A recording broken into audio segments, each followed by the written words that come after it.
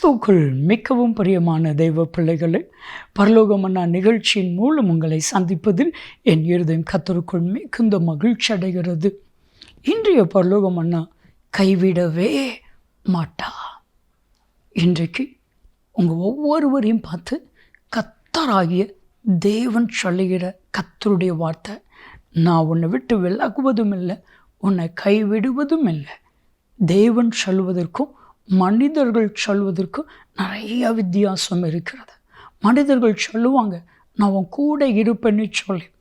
ஆனால் ஒரு பிரச்சனை வந்துச்சுன்னா அதே மனிதர்கள் உங்களை விட்டு விட்டு ஓடி போவார்கள்.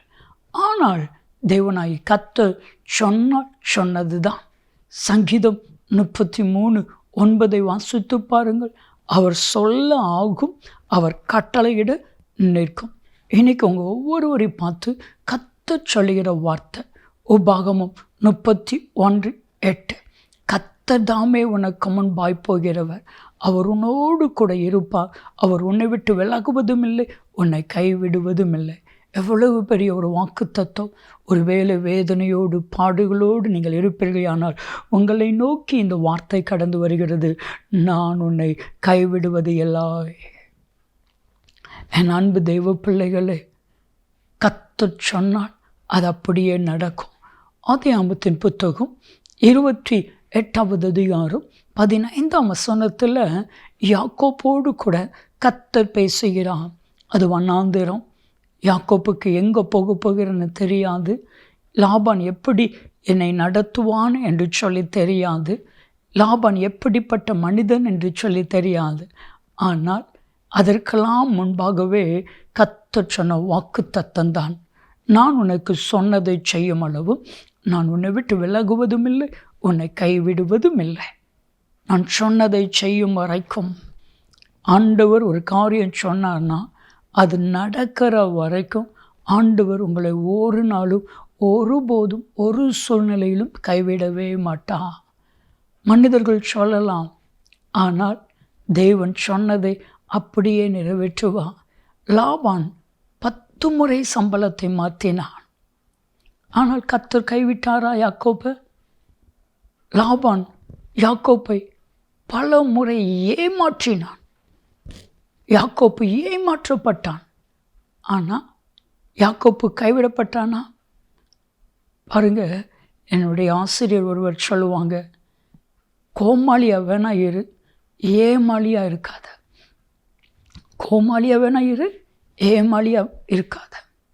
ஆனால் யாக்கோப்பை லாபான் ஏமாற்றுகிறான். கர்த்தர் கைவிட்டாரா? இல்லை. ஒரு முறை டாக்டர்கள் கைவிடப்பட்ட ஒரு சூழ்நிலையில் மதுரையிலிருந்து ஒரு சகோதரி கண்ணீர் மல்க என்ற ஜெபம் பண்ணினாங்க. ஐயா, 2 சின்ன பிள்ளைகள், இப்போதான் குழந்தை பிறந்து 6 மாதம் ஆகுது. டாக்டர்கள் சொல்லிட்டாங்க, உன் கணவர் மரித்து விடுவா. அப்பொழுதுதான் கர்த்தர் சொன்னான், நான் உன்னை விட்டு விலகுவதும் இல்லை, உன்னை கைவிடுவதும் இல்லை. நீ என்னை தேடினபடினால் நீ கைவிடப்படுவதே இல்லை. டாக்டர்களே ஆச்சரியப்படுகிற வண்ணம் கர்த்தர் அந்த சகோதரருக்கு ஜீவனை கொடுத்தா. கர்த்தர் கைவிடலை. உங்களை கைவிடுவாரா? நிச்சயம் கைவிட மாட்டா. பைபிள் சொல்லுகிறது, சங்கீதம் 9:10, கர்த்தாவே உம்மை தேடுகிறவர்களை நீ கைவிடுகிறது இல்லை. யார் யாரெல்லாம் கர்த்தரை தேடுறோமோ அவர்களை ஒரு நாள் கர்த்தர் கைவிடுகிறது இல்லை. யார் யாரெல்லாம் அவரை நம்பி இருக்கிறோமோ அவர்களை ஒரு நாளும் ஒருபோதும் கைவிடுகிறது இல்லை. தாய் தன் பாலகனை மறப்பாளோ, அவள் மறந்தாலும் நான் உன்னை மறப்பதும் இல்லை, நான் உன்னை கைவிடுவதும் இல்லை. இன்றைக்கும் உங்களுடைய வலது கரத்தை கர்த்தர் பிடிக்க போகிறார். சொல்லுங்கள், ஆண்டவரே, நான் கைப்பிடிச்சா நான் விட்டுருவேன். ஒருவேளை பிரச்சனை வரும் பொழுது உங்கள் கையை நான் விட்டுறலாம், ஆனால் நீங்கள் என் கையை பிடிச்சா விட மாட்டீங்க. என் கையை நீங்கள் பிடிச்சிக்கோங்க ஆண்டவரே, என் குடும்பத்தை நீங்கள் பிடிச்சிக்கோங்க ஆண்டவரே, என் தொழிலை நீங்கள் பிடிச்சிக்கோங்க, என் பிள்ளைகளை நீங்கள் பிடிச்சிக்கோங்க, என்னை நீங்கள் பிடிச்சிக்கோங்க. கைவிடாத தேவன் என் கரங்களை பிடித்து கொள்ளும். செபிக்கலாமா? அன்பின் பரலோக பிதாவே, உம்முடைய பிள்ளைகளுடைய கரத்தை நீர் பிடித்து கொண்டு நான் உன்னை கைவிடுவது இல்லை என்று வாக்கு கொடுக்கிற உன்னத கிருபைகளுக்காக உமக்கு கோடான கோடி ஸ்தோத்திரம். இயேசு கிறிஸ்துவின் நாமத்தில் ஜெபிக்கிறோம் ஜீவனுள்ள பிதாவே, ஆமென், ஆமென். நிச்சயமாக அவர் உங்களை கைவிடுகிறது இல்லை. நன்மையும் கிருபையும் ஆசீர்வாதங்களும் நிச்சயமாய் உங்களை தொடரும்.